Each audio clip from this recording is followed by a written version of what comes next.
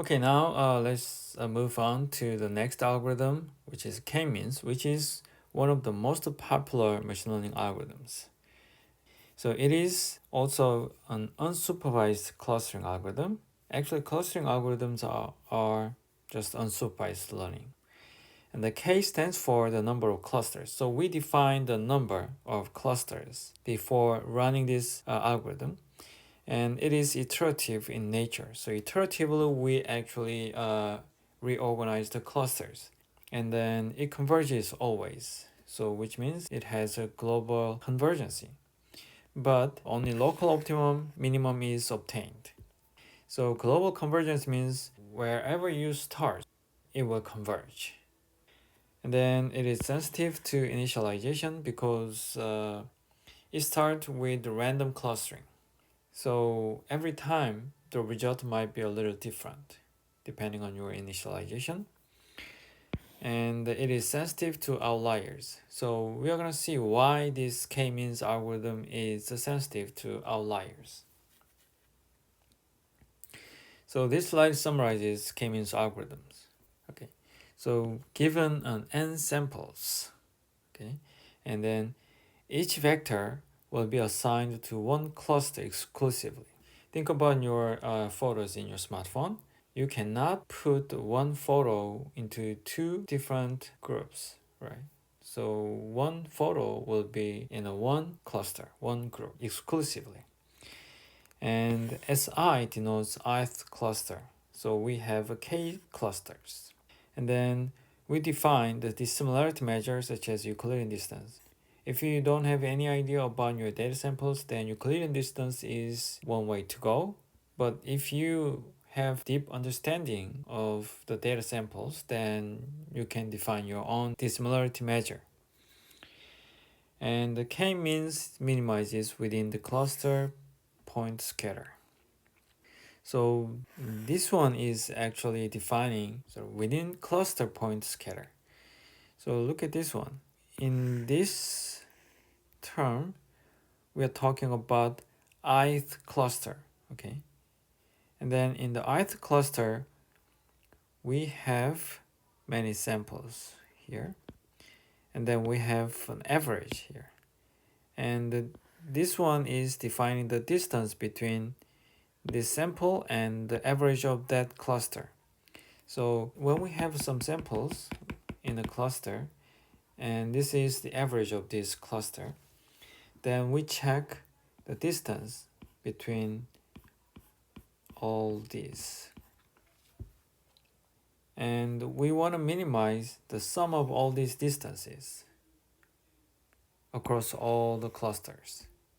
So for example, if we have some samples and some samples here, and if the clustering looks like this, which is really terrible clustering, but in this case, the average of this cluster is around here, and then average of this cluster is around here.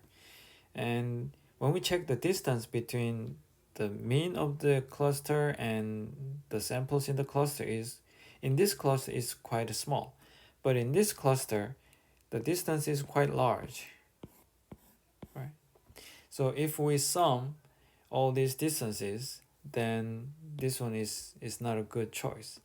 But if we have clusters like this, then the average is around here. Then when we check the distance, then the distance is quite small. So when we sum them up, then the total scatterness is small. So this clustering is better. Again, m sub I is the mean vector of the ith cluster. And depending on the research field, some field prefer code book or some field prefer centroid, or simply just mean vector would be perfectly fine. Okay, then how can we minimize this equation? So to minimize this term, we have to reorganize the clusters. So S is actually assignment. When we have 5 samples, and S1 is a set, like 3 and 4, for example, and S2 is 1 to 5, which means we have 2 clusters, and in the first cluster we have 3 and 4, and in the second cluster we have 1 to 5. This is assignment. Okay, so we have to check all the different kind of assignments to minimize this term. So this is a kind of error or loss. And when S is fixed at time t, which means at time t, all the samples are assigned, something like this one. So they are assigned, and then in each iteration is given by derivative set to 0. So we have this assignment, then we want to minimize this error. In machine learning, when we have an objective function and when you don't know what to do, then just take a derivative and set it to 0. That's the first thing to do. So take a derivative and set it to 0. And if you drive this equation, then you will see this one. So M is simply the average of the samples in the cluster. So we are talking about the ith cluster here. So M sub I at time t plus 1 is just the average of the samples in the cluster. And in the cluster, we have assignment, right? So we know which samples are in the cluster at time t. So this one is fixed. This one is fixed, so we know which samples are in this cluster, and we just take sum and divide this sum by this cardinality, which means the number of samples. In this example, the cardinality of S1 is 2. Cardinality of S2 is 3. So it's just simply the number of samples in the set. Okay, so now let's talk about actual algorithm here. So first, we initialize all the means, M sub I. Right, so when we have samples, then let's say we want 3 clusters. Okay, then we need the 3 means, M1 and M2 and M3. And we just use random vectors. Here, here, maybe here. So we can start from these initializations. Maybe you might want a better initialization, like something like this, but that's not an easy problem. Okay, so just let's use random initials. Okay, and sometimes these random initials are really awkward, but it's okay. And then second step is assignment. So if we have random initials like this 1, 2, and 3, and then we have to calculate the distance from this sample to 3 means. And in this case, this one is closest mean vector, then this one belongs to the first cluster. And we do the same thing with this sample. So when we calculate the distance, then this one is the closest. So this sample belongs to cluster 1. So how about this one? When we calculate this one, then let's say this one is closest, then this one belongs to the second cluster. And this one is closest to this mean vector, so this one belongs to the third cluster. This one also third. Okay, so based on this, we can assign all the samples to clusters. So this says what I said here. So we calculate the distance between this sample to M sub I, and we calculate this sample to M sub j. So if this distance, so if this sample is closest to ith mean vector, closer than the other mean vectors, then xp belongs to ith cluster. Okay, so this is exactly what I said here. So now we have an assignment. I know this assignment is not perfect, okay, but we will update this assignment later after updating these mean vectors. So in the third step, we are going to update mean vector. Okay, so based on this assignment from the second step, now we know which samples belong to which clusters. And we calculate the average. and we update the min vectors. So this is initial vectors, and we move these vectors. So probably this will move to this one, this will move to these ones. Okay, then we repeat these steps, 2 and 3 steps, until it converges. This is K-means algorithm. This slide shows one example. So based on the iterations, K-means algorithm converges to some point. So we start with 3 initial centroids, like this K1, K2, K3. Okay, and we have lots of samples. These are samples. And first, we have to assign all the samples based on the distance.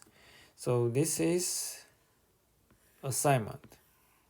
Okay, so these green dots will belong to this one, first cluster, and these red ones belong to the second cluster, and the third one belong to the third cluster. And then, since we have assignment, then we can calculate the average of these samples. So the average of these green dots will be here. So we move this mean vector from here to here.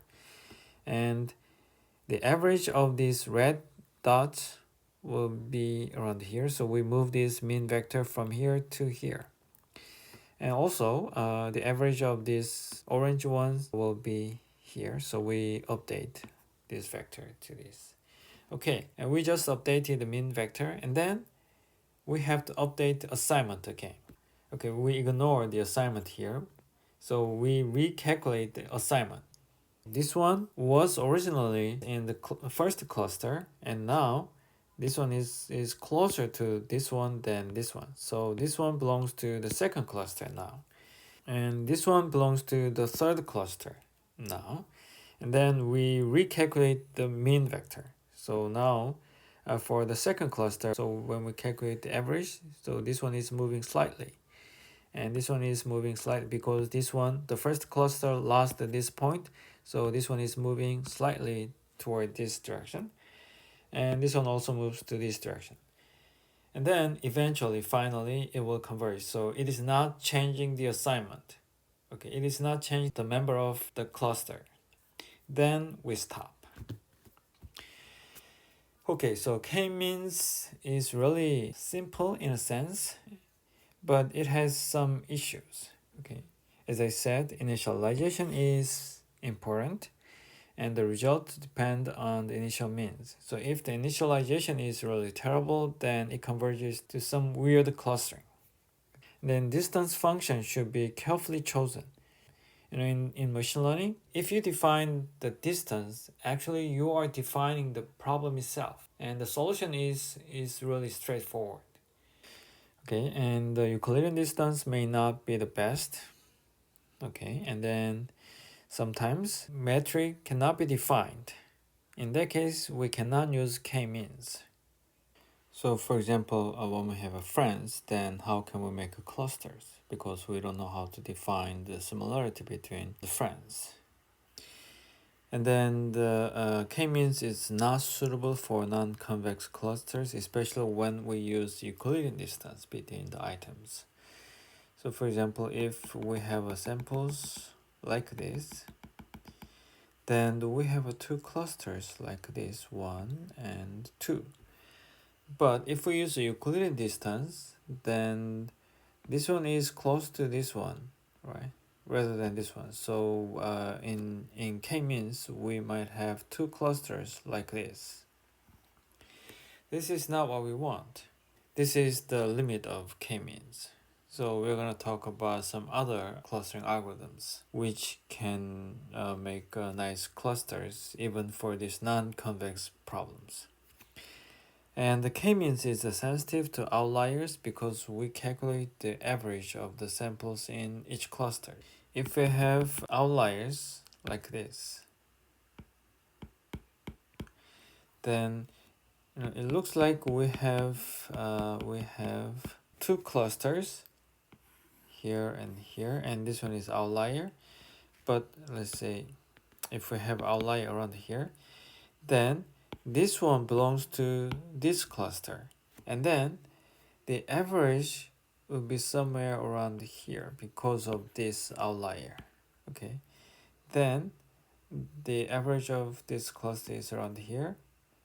Okay, let me put some more. Then if you check this point is close to this one rather than this one, right? So this mean vector of the first cluster is shifted because of this outlier. Then the clustering will be something like this.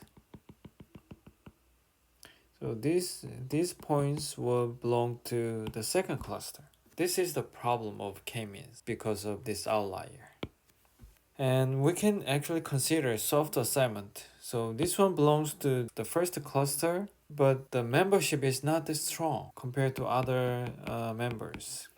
So if we use the level of the membership, then we can solve this kind of sensitive problem here. And also k-middle is possible.